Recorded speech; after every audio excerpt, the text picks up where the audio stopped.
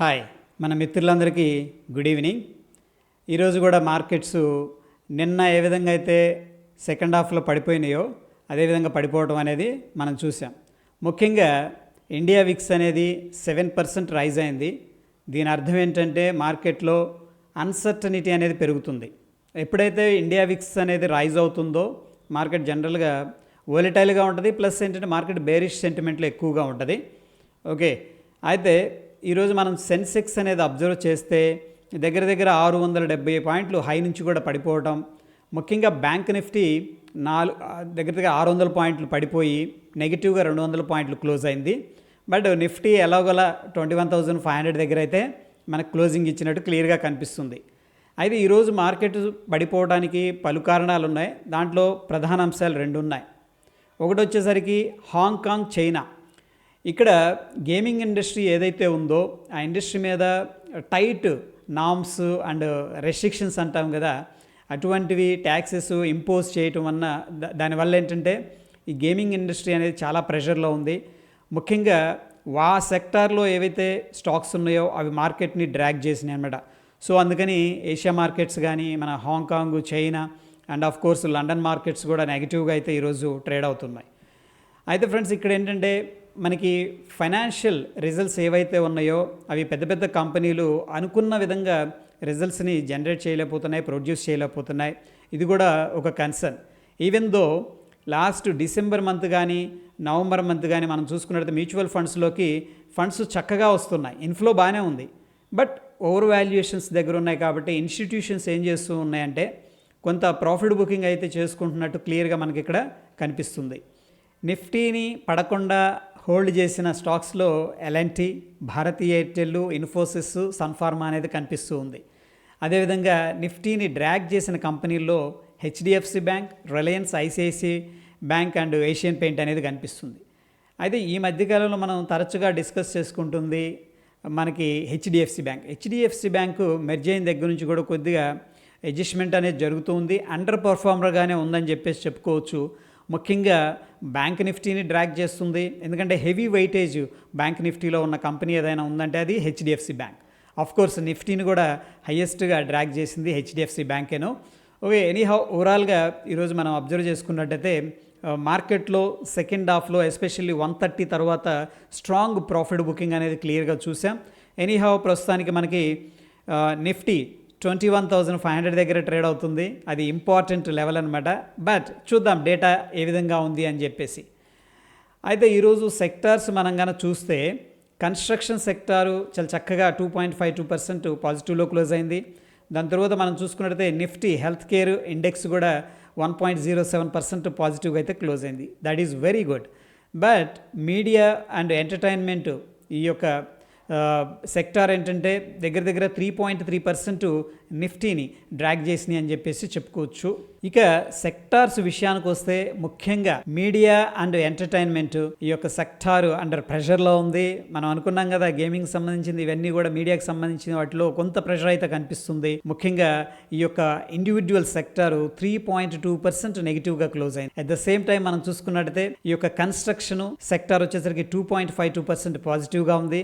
Health care sector వచ్చేసరికి 1.07% పాజిటివ్గా అయితే క్లోజ్ అయింది. బట్ ఎనీహౌ నిఫ్టీ మేనేజ్ చేసింది. యాజ్ కంపేర్ టు నిఫ్టీ ఏంటంటే బ్యాంక్ నిఫ్టీ కొద్దిగా వీక్గా అయితే క్లోజ్ అయినట్టు మనకు తెలుస్తూ ఉంది. ఇక మనకి రేపటి రోజున ఎక్స్పైరీ ఉంది బ్యాంక్ నిఫ్టీది. సో ఓవరాల్గా ఫ్రెండ్స్ ఇంతకుముందు మనం చూస్తే 48,500 పైన మనకు రెసిస్టెన్స్ ఉంది. ప్రస్తుతం 48,000 దగ్గర ఉంది రెసిస్టెన్స్.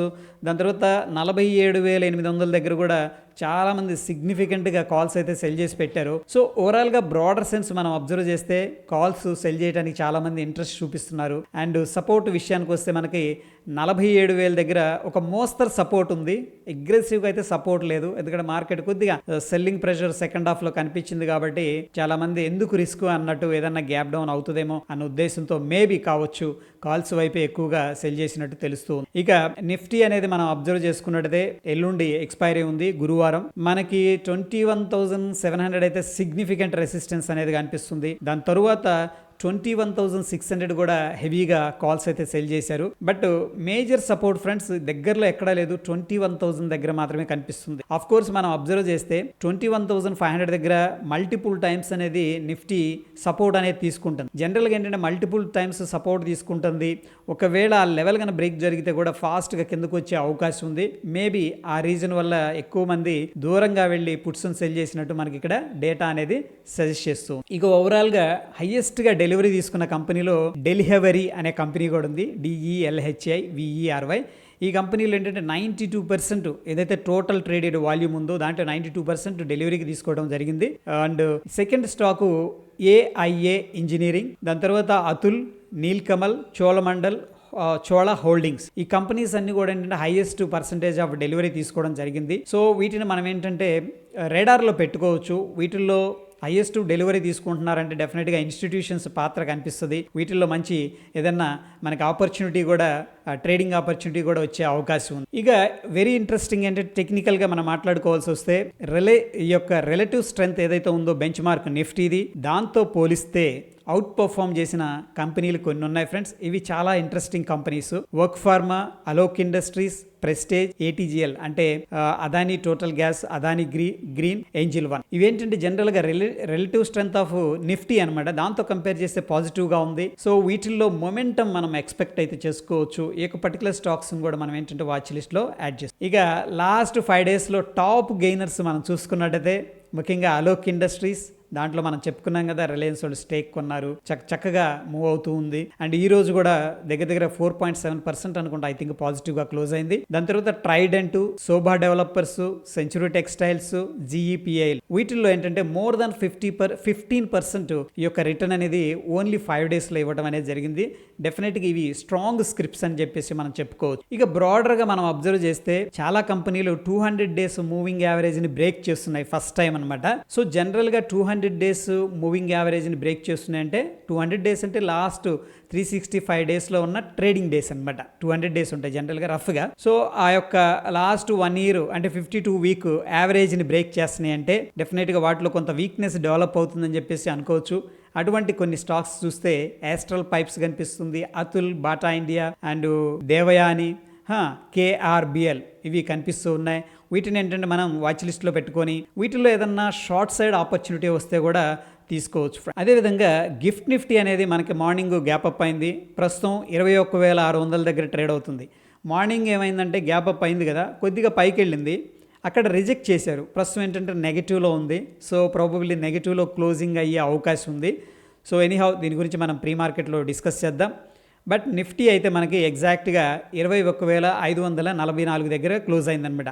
సో స్లైట్గా డిఫరెన్స్ ఉంది. స్టిల్ గిఫ్ట్ నిఫ్టీ పాజిటివ్గా కనిపిస్తుంది, 40-50 పాయింట్స్. బట్ ఫ్రెండ్స్ మనకి ఆర్బిట్రీ డిఫరెన్స్ ఉందని చెప్పేసి చెప్పుకుంటున్నాం. సో దీన్ని అయితే రెండు కూడా ప్యారలల్గా డౌన్ సైడ్ అయితే వస్తున్నట్టు మనం కన్సిడర్ చేసుకోవచ్చు. So that is all about post market report friends. మరొక ఎపిసోడ్లో మళ్ళీ కలుసుకుందాం. Stay tune. ధన్యవాదాలు.